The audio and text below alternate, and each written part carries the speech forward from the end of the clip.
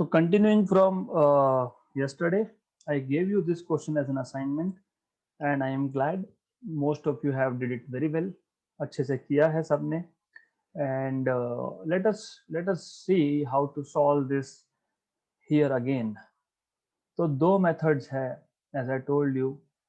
Method 1 में, as I told you yesterday, कि हम लोग क्या करेंगे, हमारे पास डिस्प्लेसमेंट का इक्वेशन दिया है, तो we will use that equation x is equal to t minus 2 का square, and we will see, for example, और हमको distance covered पूछा है. For example, मैं मान लेता हूँ ये 0 है, this is 1 over here, 2 over here, 3 and 4. We don't need more than 4. So in method 1, what we will do is at t equal to 0, x0, क्योंकि इनिशियल पोजीशन कहाँ पे है वो देखना पड़ेगा. तो if I put t equal to 0, तो मुझे 0 माइनस 2 का स्क्वायर मतलब 4 पे, मतलब initially at the start of the motion this ball was at x equal to 4. तो ये इनिशियल पोजीशन हो गया. At t equal to 1, x1 is equal to, if I put t equal to 1 in the equation for x, 1 minus 2 is minus 1 का square is plus 1, तो ये आ गया 1 पे, राइट. तो मतलब अब ये आ गया यहाँ पे, बॉल आ गया x इक्वल टू प्लस 1 पे. सो बॉल ने कितना डिस्टेंस कवर किया है, 3 मीटर, राइट. तो इन दोनों में 3 मीटर डिस्टेंस ऑलरेडी कवर हो गया.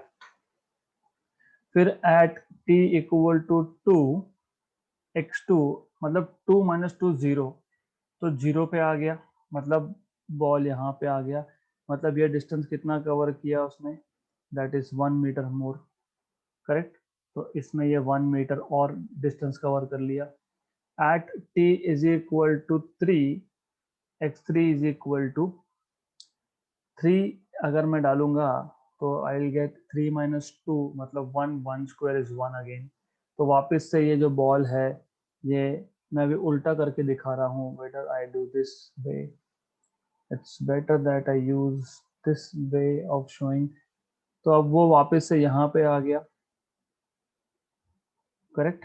तो ये 1 मीटर और, मतलब इन दोनों में और 1 metre. At t equal to 4, x4, 4 minus 2 is 2, उसका स्क्वायर 4, वापस से 4 पे आ गया, वापस से यहाँ पे आ गया,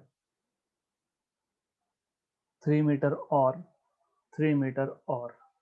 तो टोटल डिस्टेंस कितना हुआ, देखो ये इक्वेशन जो है ये डिस्प्लेसमेंट का इक्वेशन है, भूलना नहीं. This gives you displacement and not distance. Distance कितना हुआ, 3 प्लस 1 4 प्लस 1 5 प्लस 3 8 मीटर.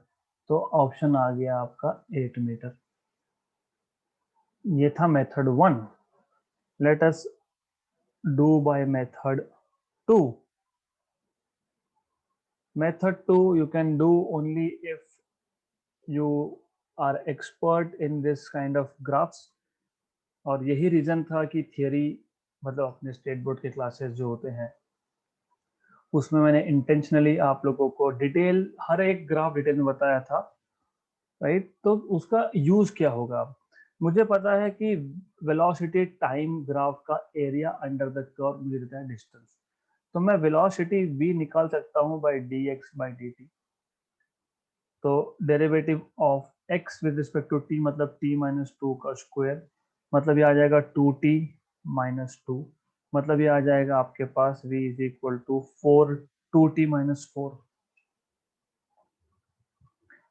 इसका मतलब what I can do is I can now draw graph of velocity against time. ये वेलोसिटी है, यहाँ पे टाइम है, ये टाइम इक्वल टू 0, ये time equal to 1 and time equal to 2 and time equal to 3 and 4. मैं यहाँ पे दिखा रहा हूँ +2 +4, here I am showing -2 and -4. ऐसा क्यों किया, क्योंकि अब I will solve the same thing with the help of velocity equation. At t equal to 0, v equal to 2 into 0 is 0, -4 मतलब -4 आ जाएगा। करेक्ट, मतलब initially this point will lie over here, ये जो डॉट दिखाया मैंने वो। At t equal to 1 v equal to 2 into 1 is 2 -4 is -2, मतलब ये पॉइंट तुम्हारा यहाँ पे आ गया।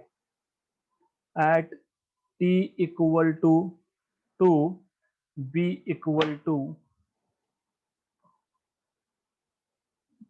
Sorry for this, at t equal to 2 v equal to 0, मतलब you will get this point over here. So better would be I change the colors of these points.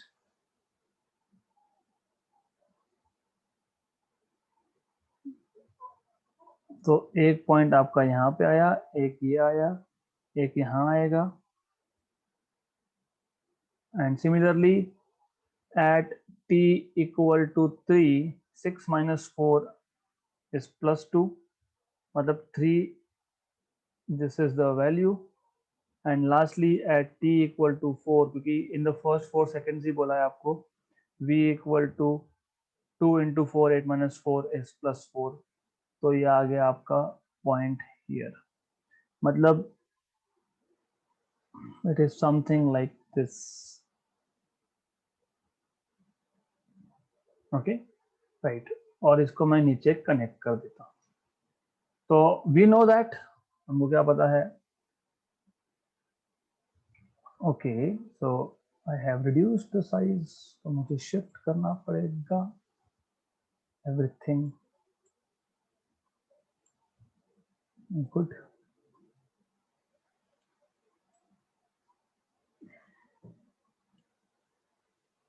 Okay so कर ही रहे हैं तो ये भी कर लेता हूँ। गुड,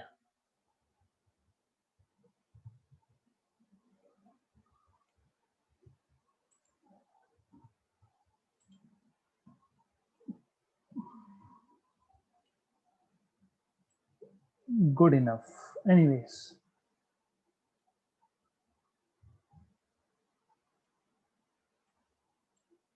ठीक है, तो हमको पता है distance is area under the curve of VT graph, तो ये A1 एरिया या A2 एरिया। तो डिस्टेंस डिस्टेंस S इज, देखो जब डिस्टेंस पूछा हो ना तो हमेशा मॉड लेना पड़ता है, mod of A1 plus mod of A2। Displacement बोला हो तो मॉड नहीं, जो साइन आया वो, राइट। और हमको क्या पता है, mod of A1 is equal to mod of A2 equal to half base into 8। Equal क्यों आया, क्योंकि बेस दोनों का 2 है दोनों केस में, और हाइट भी दोनों का सेम है अगर मॉड लेता हूं तो half base, base is 2, height is 4, cancel cancel. therefore distance S is mod of A1 is 4 and mod of A2 is 4 and that is 8, that is 8 metre. तो मेथड 2 से भी आपका 8 मीटर आया, मेथड 1 से भी आपका 8 मीटर ही आया, right, simple.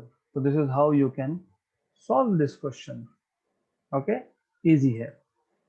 Next question 19th,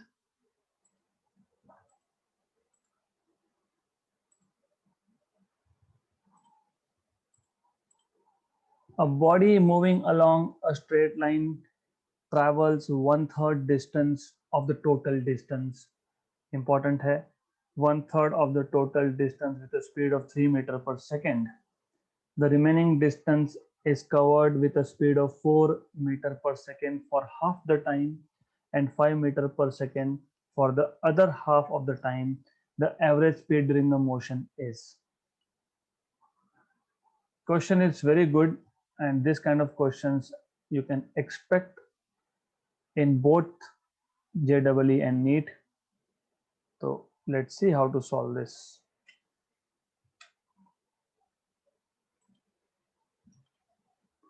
Okay, so according to the question, a body moving along a straight line travels 1/3 of the total distance with speed of 3.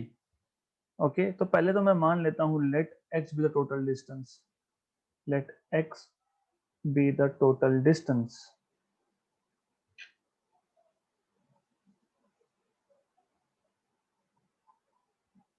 Right? So case number 1. Case 1 में आपको क्या बोला है, that 1/3 of the total distance. So S1 is x by 3. बोला है 1/3 of the total distance. Speed क्या है, v1 equal to 3 metre per second. मतलब टाइम कितना लगेगा, इजी है. Time t1 will be v1 upon s1, है ना, right, correct. Velocity upon distance is time, right. Velocity is distance upon time. Velocity is distance upon time. Velocity is distance upon time. मैं बार बार बोल रहा हूँ क्योंकि गलती होती है. Distance upon velocity. Meter upon meter per second मतलब second. That is correct. Okay, so this is how you find out time t1 for the first 1/3 of the motion. Easy है, x by 3 by 3 x by 9 seconds. So this much is the time for the first 1/3 of the distance. आगे क्या बोला है, the remaining distance is covered with a speed of 4 meter per second for the half the time and 5 meter for other half the time. देखो question अच्छे से समझना है. पहला 1/3 डिस्टेंस जो है वो 3 मीटर पर सेकेंड की स्पीड से गाड़ी ने मूव किया.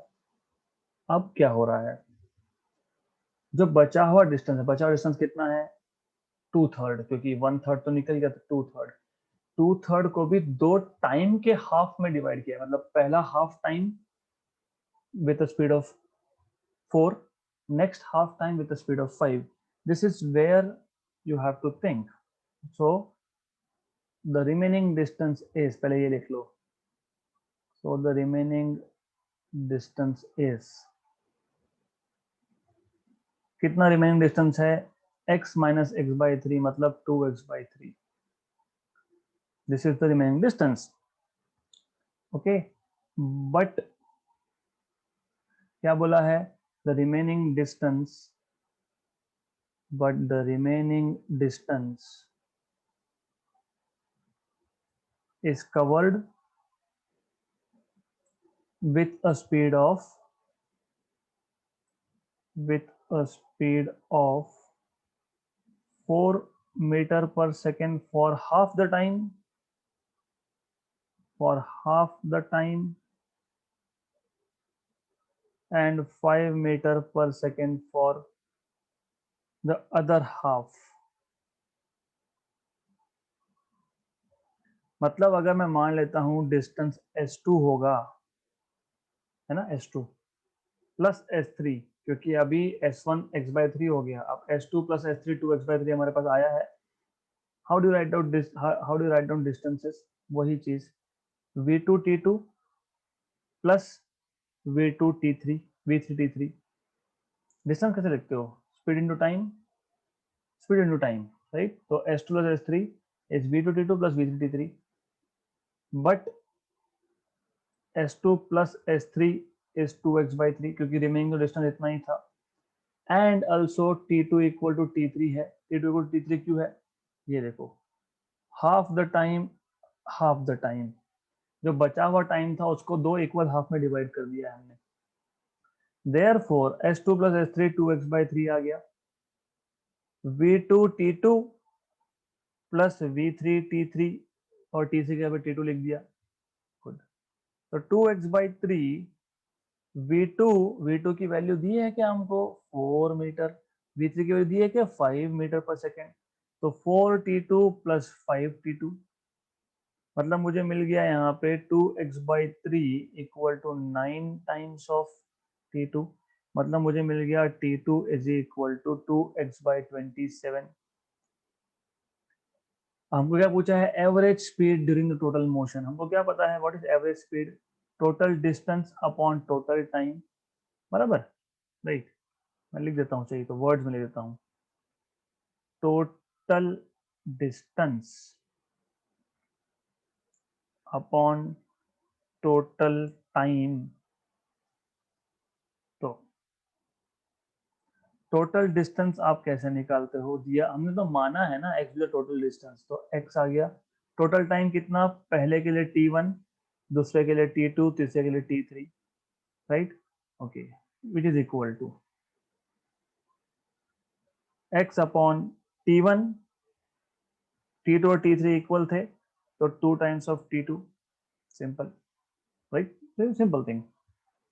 तो v एवरेज क्या मिलेगा, v एवरेज मिलेगा x अपॉन t1, t1 कितना निकाला हम लोगों ने, कहीं पे लिखा है हमने, यहाँ पे लिखा है x/9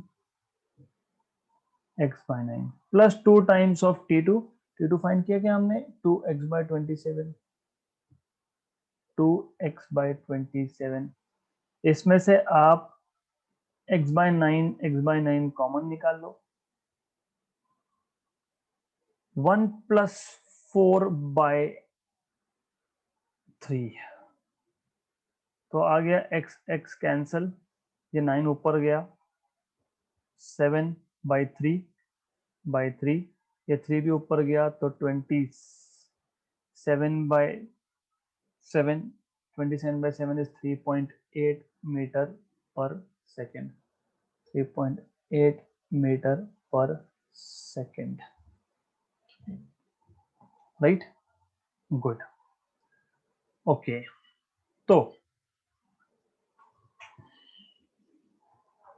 क्वेश्चन हमने सॉल्व कैसे किया, इसका आपको ध्यान होना चाहिए, अच्छे से समझ लो, वापस से मैं बता रहा हूं कि क्वेश्चन हमने सॉल्व कैसे किया।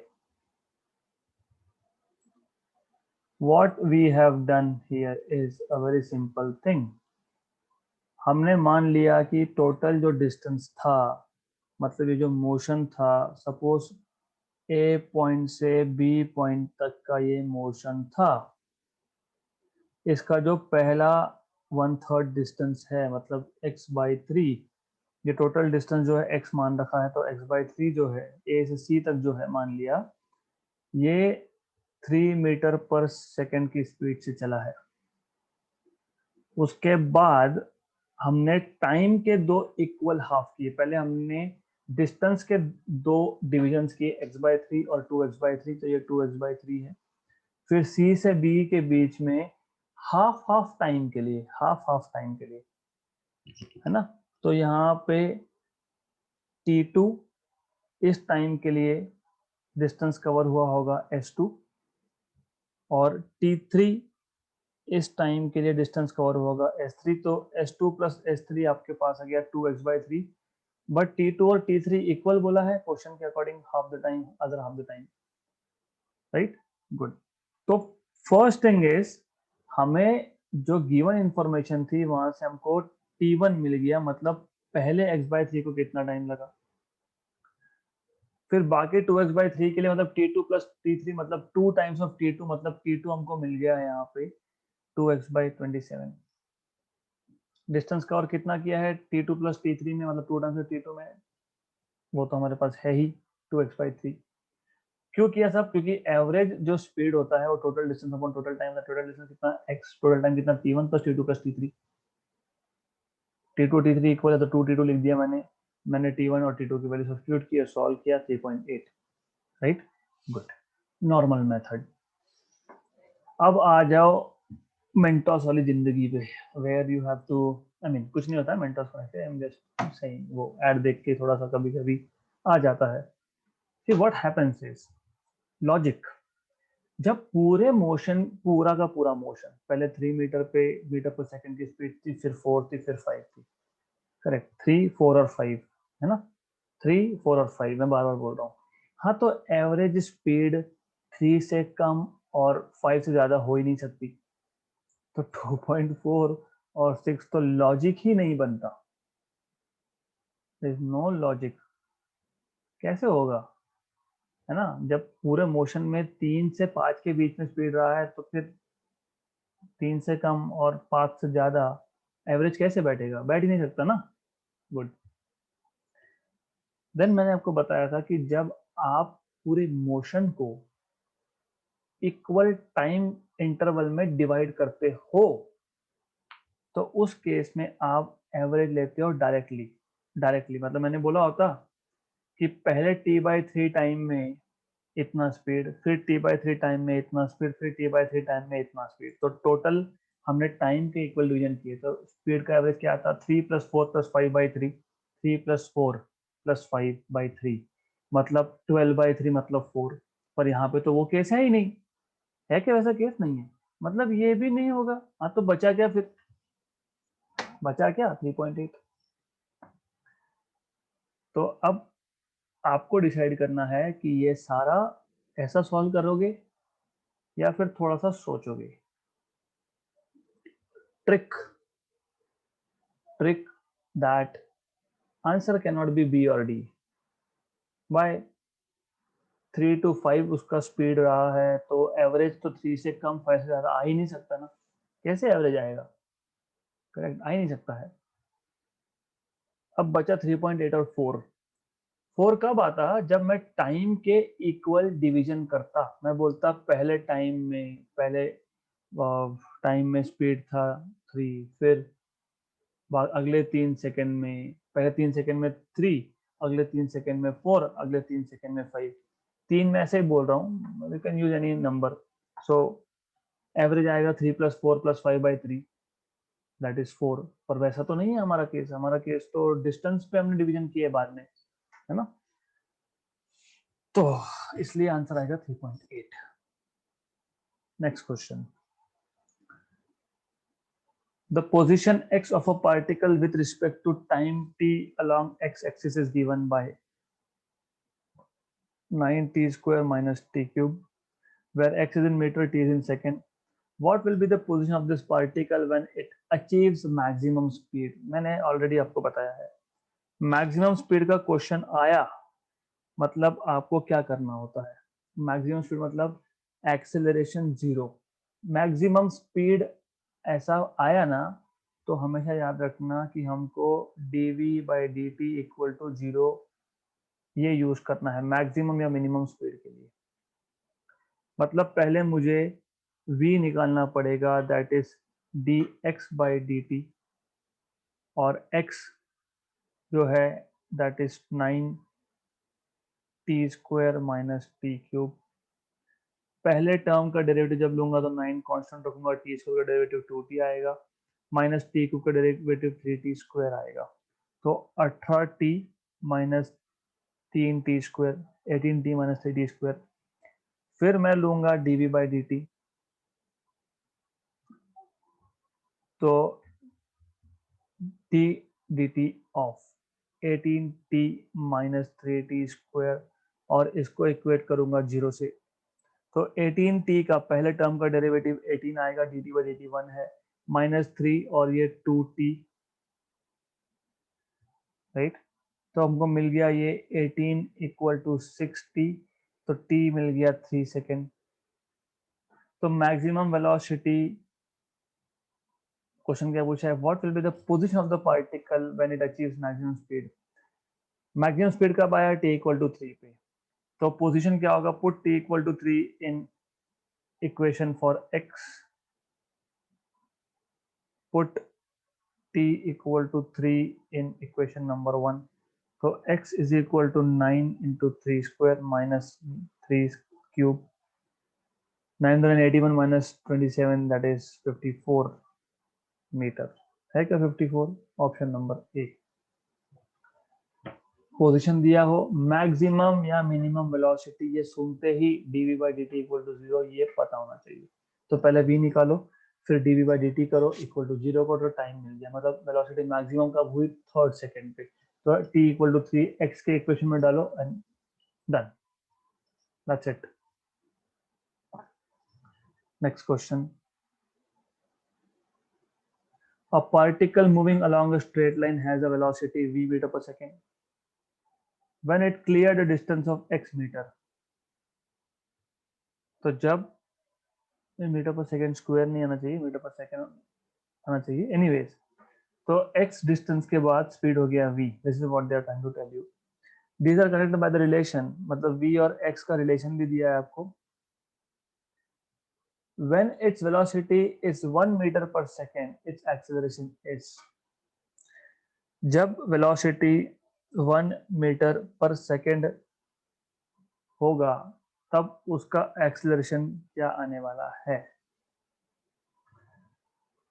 देखो ऐसा है, एक्सेलरेशन क्या होता है पता होना चाहिए, dv बाय dt, मतलब आपको ये फाइंड करना है basically, right, good. But what we see is, हमको दिख क्या रहा है यहाँ पे कि v तो t का फंक्शन ही नहीं है क्या, नहीं है, v is not a function of t।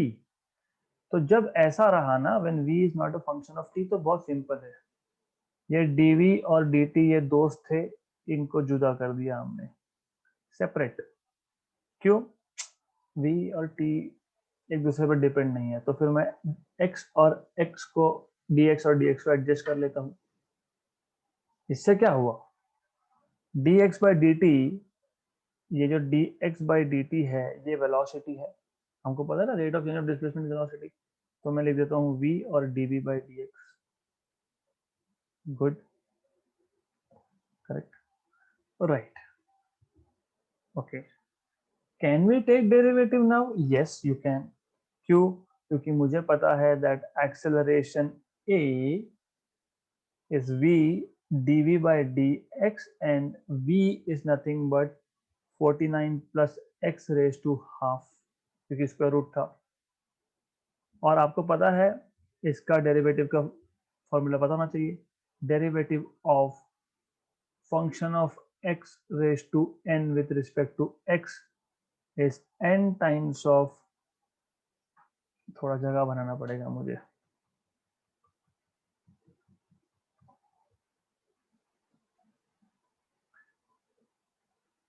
f of x raise to n का derivative with respect to x आता है n times of f of x raise to n minus 1 into derivative of f of x। ये standard formula है, मैंने पहले भी बताया है।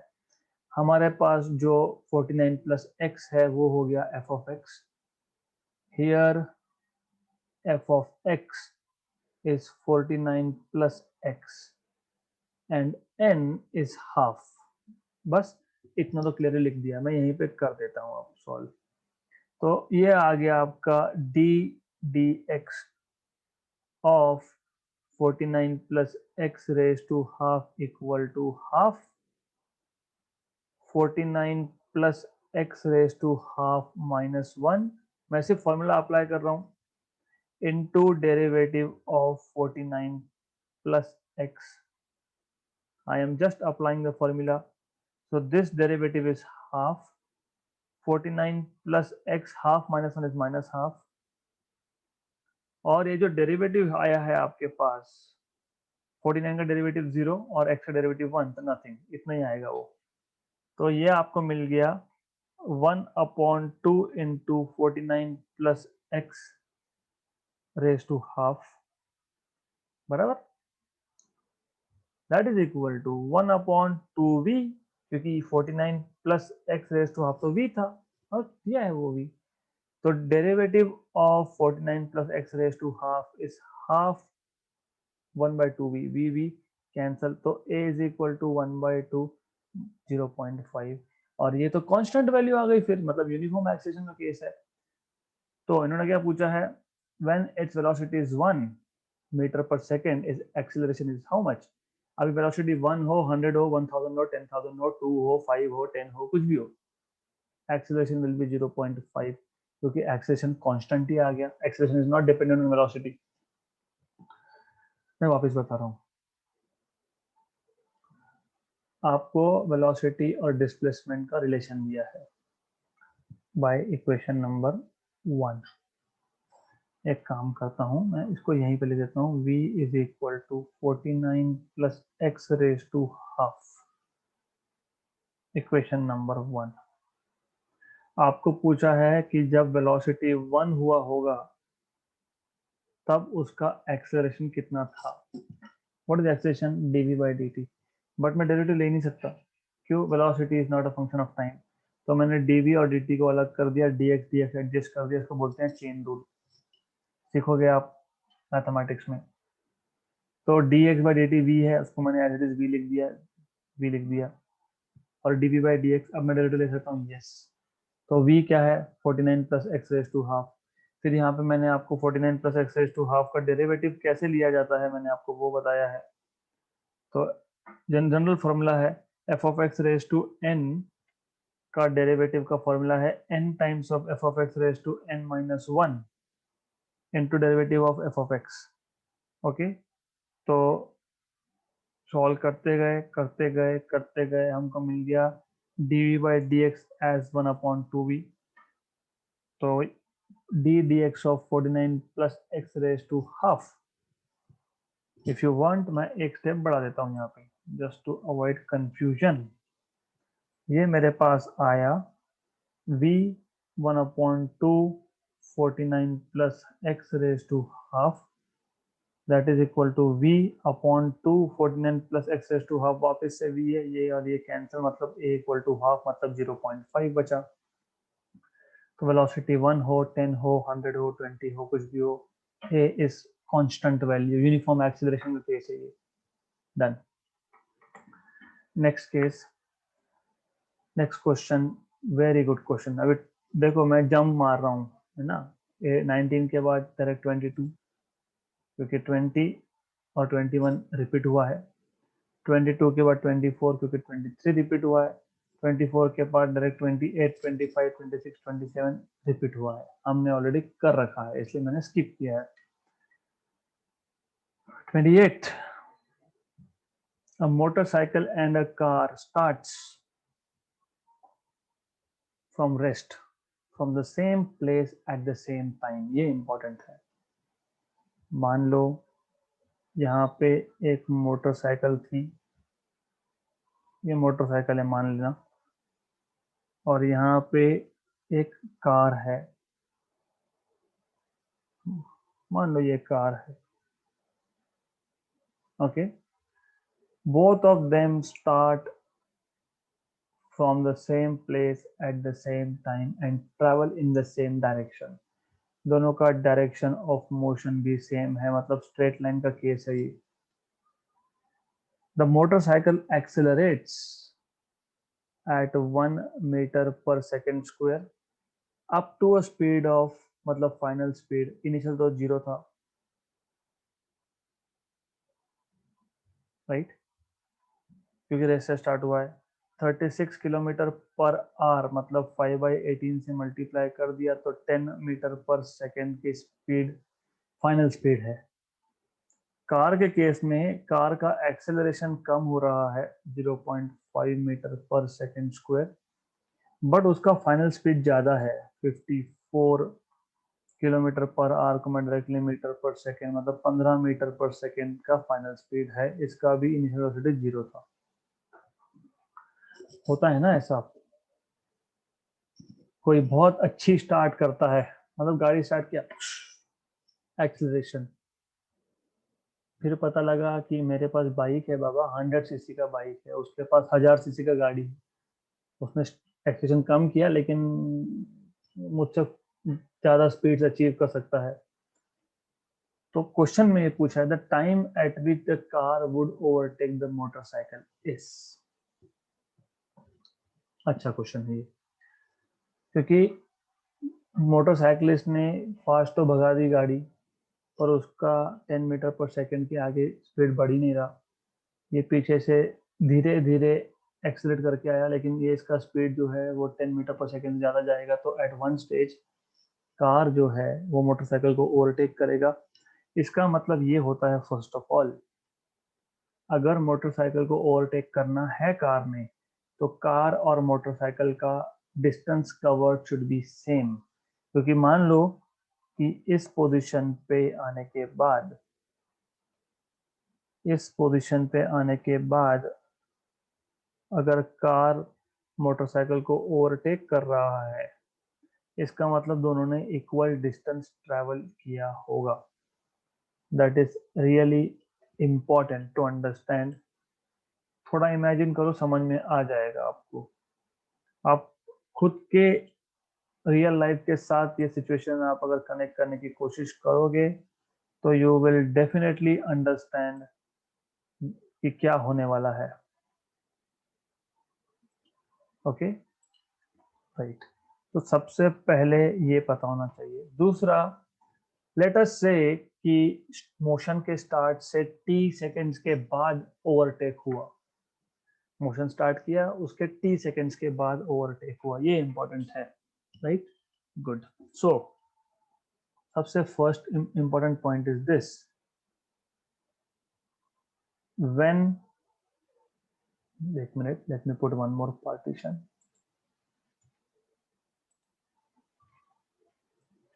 When the car overtakes the motorcycle, both have traveled the same distance, the same, just a minute, the same distance। इस distance को हम मान सकते हैं, मान लेते हैं कि ये डिस्टेंस जो है ये s है, लेट अस से s, and the time required for this is t। The time required for this मतलब ओवरटेक करने के लिए is t। Okay, case 1 for motorcycle. देखो, इसको भी हमको सब केसेस में डिवाइड करना पड़ेगा। क्यों? क्योंकि यहाँ पे दो पार्ट्स है, एक तो वो एक्सेलरेट हो रहा था, दूसरा वो कांस्टेंट स्पीड से जाता है। मोटरसाइकिल, कार का भी वैसा ही है, पहला एक्सेलरेशन है, फिर उसके बाद स्पीड कांस्टेंट हो गया, है ना। देखो क्या है, बात ऐसी है, जरूरी नहीं है ना कि मोशन स्टार्ट किया, 10 मीटर पर सेकंड का स्पीड आ गया और इमिडिएटली कार ने ओवरटेक कर लिया, ऐसा नहीं होता ना। हमने मोशन स्टार्ट किया, हमारा 10 मीटर पर सेकंड का स्पीड अचीव हो गया, हम अभी 10 मीटर पर सेकंड की स्पीड से, कांस्टेंट स्पीड से आगे जा रहे हैं, बाद में कार ने ओवरटेक किया। हाँ, तो इसलिए इसमें भी दो केस होंगे। पहले केस में when the body is accelerating, कुछ डिस्टेंस कवर किया होगा बाइक ने, मोटरसाइकिल ने। When the bike is moving with constant speed, कुछ डिस्टेंस कवर किया होगा मोटरसाइकिल ने। तो इसलिए दो केसेस, एक केस एक्सेलरेटिंग, एक्सेलरेशन। इस केस में डिस्टेंस कैसे फाइंड करोगे?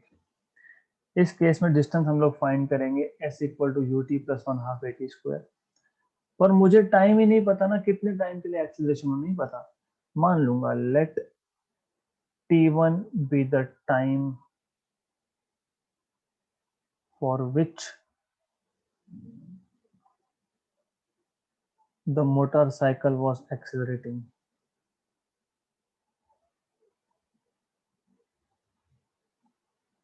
मैं इतना सारा लिख के सिर्फ आपकी अंडरस्टैंडिंग के लिए देता हूँ, जेडबल नीट में लिखना नहीं होता है, हमने फटाफट फटाफट सॉल्व करना।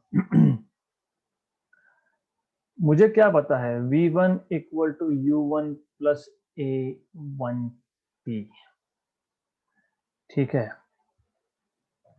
v1 मतलब फाइनल स्पीड कितना था मोटरसाइकिल का, 10। u1 मतलब 0, क्योंकि मैंने पहले डायग्राम में दिखा दिया। एक्सेलरेशन कितना था मोटरसाइकिल का, 1 मीटर पर सेकेंड। t1 तो फाइंड ही करना है, तो मुझे मिल गया t1 इक्वल टू 10 सेकेंड। मतलब मोशन के पहले 10 सेकेंड में मोटरसाइकिल एक्सेलरेट होता रहा। तो डिस्टेंस कितना ट्रेवल किया फिर, s1 equal to u1 t1 plus 1/2 a1 t1 square. तो s1 equal to 0 plus half a1 is 1 and this is 10 square, मतलब टोटल 50 मीटर का 100/2 मतलब 50 मीटर का डिस्टेंस ट्रेवल किया होगा जब ये एक्सेलरेट हो रहा है। Correct. Case B, constant velocity.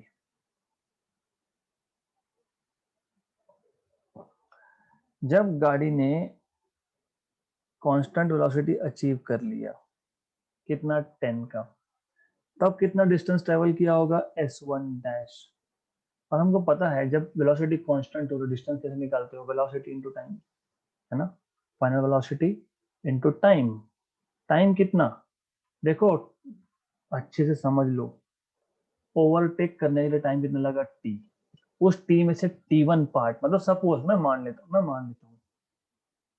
कि मुझे, मतलब मैं मोटरसाइकिलिस्ट हूँ, कार है, हमने एक ही पॉइंट से स्टार्ट किया था, मैंने ज़्यादा एक्सेलेरेशन से गाड़ी भगाई है, 10 मीटर पर सेकंड का फाइनल स्पीड हुआ है, फिर मैं 10 मीटर पर सेकंड की स्पीड से जा रहा हूँ, फिर वही कार पीछे से आया, मुझे ओवरटेक करके गया। इस प्रोसेस में लग गया 30 सेकेंड्स, ओके। 30 में से 10 सेकेंड्स मैंने एक्सेलरेट किया था और 20 सेकेंड में कांस्टेंट स्पीड पे मूव होता रहा। मतलब कांस्टेंट वेलोसिटी पे मैंने कितना डिस्टेंस कवर किया, velocity final v1, total time जब तक मुझे ओवरटेक नहीं किया, माइनस जितने टाइम तक मैं एक्सेलरेट हो रहा था, क्योंकि मुझे क्या चाहिए, मुझे डिस्टेंस कवर्ड चाहिए when I was moving with constant velocity, इसलिए मैंने टोटल टाइम नहीं लिया। मगर देखो टोटल टाइम ले ही नहीं सकते ना हम लोग, मैं ग्राफिकली बताऊं तो इजी होगा। ठीक है, मैं ग्राफिकली भी बताता हूँ आपको।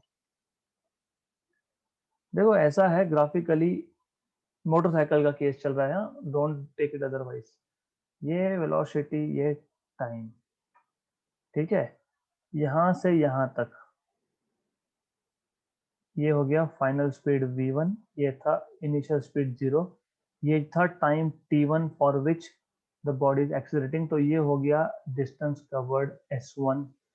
उसके बाद मैं कांस्टेंट स्पीड तक चलता रहा, तो ये हो गया आपका distance s2, area under the curve. और ये जो टाइम है, इतना टाइम जो है, ये क्या होगा, टोटल टाइम माइनस t1, क्योंकि यहाँ पे मैं टोटल टाइम की वैल्यू t ले रहा हूँ, right, correct.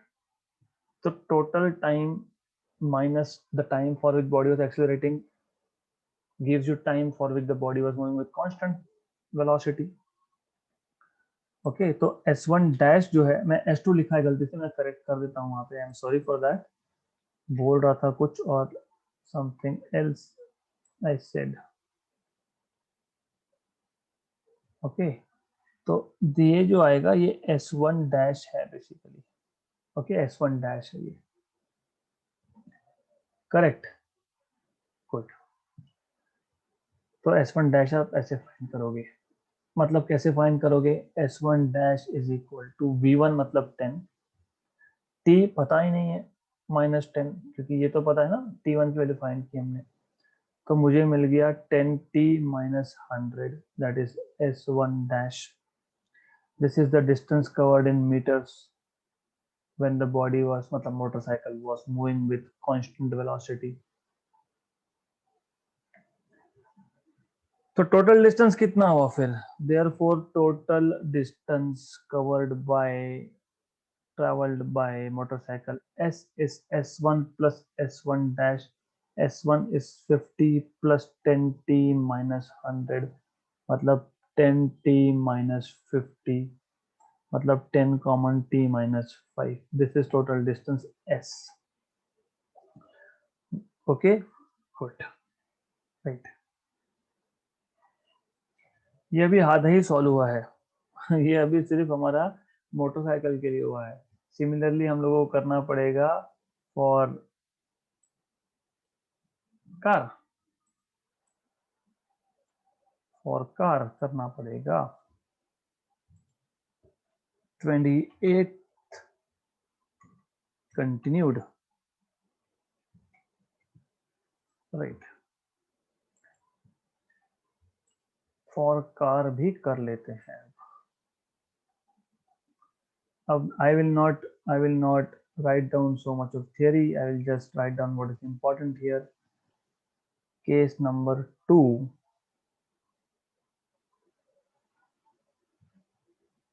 case 2 for car, और फॉर कार में वापस से ए पार्ट एक्सेलरेशन, सिमिलर एकदम सिमिलर, जैसे हमने वहां किया था वैसे ही यहाँ करना है। v2 is equal to u2 plus a2 t2,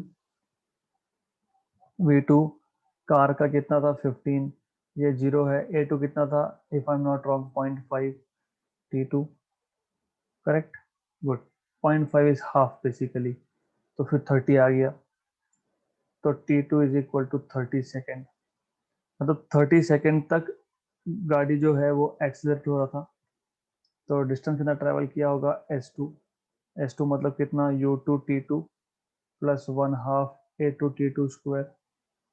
U2 तो 0 ही था, half A2 was 0.5 and T2 मतलब 30 का स्क्वायर, तो 1/4 ऑफ 900, 1/4 ऑफ 900 इज 225 मीटर, है ना। 900 का आधा, 450 का आधा, 225, राइट। केस 1 खत्म। दूसरा केस फॉर कांस्टेंट वेलोसिटी, तो ये कार भी तो कांस्टेंट वेलोसिटी से जाएगा बाद में। कांस्टेंट वेलोसिटी में डिस्टेंस कितना ट्रैवल किया, same, exactly same case. S2 dash is equal to, कैसे किया था, constant speed V2, total time में से जितने टाइम तक एक्सेलरेशन हुआ माइनस करो। S2 dash is equal to V2 15 है यहाँ पे, T2 T माइनस T2 हमने निकाला 30, करेक्ट, राइट। तो ये आया हमारे पास 15T, 15 सीधा 45 450। तो total distance travelled by car will be, total distance मैं बोलता हूँ S कार, फिर बाद में इक्वेट करने में इजी होगा हमको, इसको बोलता हूँ S motorcycle, S motorcycle. S car is equal to S2 plus S2 dash, S2 कितना, S2 कितना 225, S2 डैश कितना 15T माइनस 450, मतलब 15T माइनस 225, मतलब 15 कॉमन 15 कॉमन, T माइनस 15, 15 का 225 आता है, राइट, गुड। SC, बट क्या पता है, फॉर ओवरटेकिंग, फॉर ओवरटेकिंग जितना डिस्टेंस कार ने ट्रेवल किया उतना ही मोटरसाइकिल ने करना चाहिए। मतलब 15T minus 15 is equal to, motorcycle से कितना आया था 10T माइनस 5, 10T माइनस 5, 2 जा 3 जा, तो 3T minus 45 equal to 2T minus 10, मतलब 3T माइनस 2T, 45 माइनस 10 35, तो T is equal to 35 seconds. 35 second में ओवरटेक होना चाहिए। अभी देखते हैं ऑप्शन में है क्या, नहीं तो पूरा वापस करना पड़ेगा, होना चाहिए 20 25 30 35 35 35। Good question, excellent question. बहुत दिनों के बाद कुछ क्वेश्चन सॉल्व करने में मजा आया, मैं वापस बता रहा हूँ, और ये आपके रियल लाइफ से कनेक्टेड है। आप सिग्नल पे खड़े हो, मैंने तो बहुत बार एक्सपीरियंस किया है ये, क्योंकि बड़े सिटीज में सिग्नल पे रुकना पड़ता है और बराबर वो स्टॉप लाइन पे रुकना पड़ता है, ये इट इज इम्पोर्टेंट। तो कोई आगे पेडेस्ट्रियन क्रॉसिंग पे भी रुक जाते हैं लोग। एनीवेज, तो स्टॉप लाइन पे रुके हैं, मेरे पास मोटरसाइकिल है, बाजू में गाड़ी है, और क्योंकि मोटरसाइकिल का मास कम होता है तो मोमेंटम गेन करना इजी होता है ना, मास कम हो तो मोमेंटम गेन इजीली होता है, M × V। गाड़ी का मास ज्यादा है, भले पावरफुल है, but it takes more time to gain momentum. इसलिए बोलते हैं कि हेवी व्हीकल्स जो होते हैं ना, ट्रक होता है, ये होता है, अगर वो पीछे आ रहा होगा ना तो पहले ही साइड में हो जाओ, क्योंकि उनका उसको रोकना, बड़े ट्रक को ब्रेक मार के रोकना इतना आसान नहीं होता, क्योंकि मोमेंटम ज्यादा है। तो मोमेंटम गेन करना या मोमेंटम लॉस करना, दोनों में टाइम ज्यादा लगने वाला है। Okay, right, good. एनीवेज, तो सिग्नल से मोटरसाइकिल पे मैं था, मैंने स्टार्ट किया 1 मीटर पर सेकेंड सो के एक्सीलरेशन, कार ने ½ मीटर पर सेकेंड सो के एक्सीलरेशन, तो ऑफकोर्स मैं आगे चल रहा हूँ, right, I am winning the race. But then मेरा गाड़ी 100 cc का इंजन है उसका, तो I can reach maximum of 10 meter per second का स्पीड, एंड देन कांस्टेंट हो गया। कार पीछे से आया, करेक्ट, ओवरटेक करके निकल गया। अब क्वेश्चन मुझे ये आया कि मेरे पास घड़ी नहीं है, लेकिन अब मुझे पता करना है कि कितने टाइम में उसने मुझे ओवरटेक किया। तो मैंने पहले मेरे मोशन को दो पार्ट में स्प्लिट किया है। एक तो जब मैं एक्सीलरेट कर रहा था, कितना डिस्टेंस ट्रेवल कवर किया मैंने as a motorcyclist, 50 meter, according to the values given here, 50 meter. Okay, then how much distance I have covered when I was moving with constant speed? I cannot find it directly. क्यों? क्योंकि मुझे total time नहीं पता ना, total time तो find करना है ना। टोटल टाइम पता होता तो क्वेश्चन कहां से बनता फिर। तो मुझे पता है कि टोटल टाइम t था, उसमें से 10 सेकेंड मैंने एक्सेलरेशन किया था, तो बचा हुआ टाइम कितना, t minus 10 into speed. Constant speed पे मैं कितने टाइम तक चला, टोटल टाइम में से 10 सेकंड माइनस कर दी, क्योंकि पहले 10 सेकंड तो एक्सेलरेशन के थे, इनटू स्पीड किया, तो that is the distance covered when I was moving with constant speed. तो v1 t minus 10 and v1 was 10, 10 t minus 10. तो this is how you get s1 dash. s1 मतलब acceleration जब कर रहा था तब 50 मीटर का डिस्टेंस कवर हुआ, प्लस s1 डैश जब कांस्टेंट स्पीड से जा रहा था तो मैंने कवर किया 10t minus 100, दोनों को ऐड कर दिया तो total distance covered bye me, right, that is 10t minus 50, correct. Same मैंने सॉल्व किया कार के लिए, और जब हमने स्टार्ट सेम पॉइंट से किया था, जब ओवरटेक कर रहा है तो भी एक ही जगह पे है हम लोग, तो डिस्टेंस ट्रेवल सेम है, दोनों को इक्वेट कर दिया, मुझे मिल गया t is equal to 35 seconds. And this is how you solve this question, right? So we will stop here and we'll continue with the remaining question in the next session.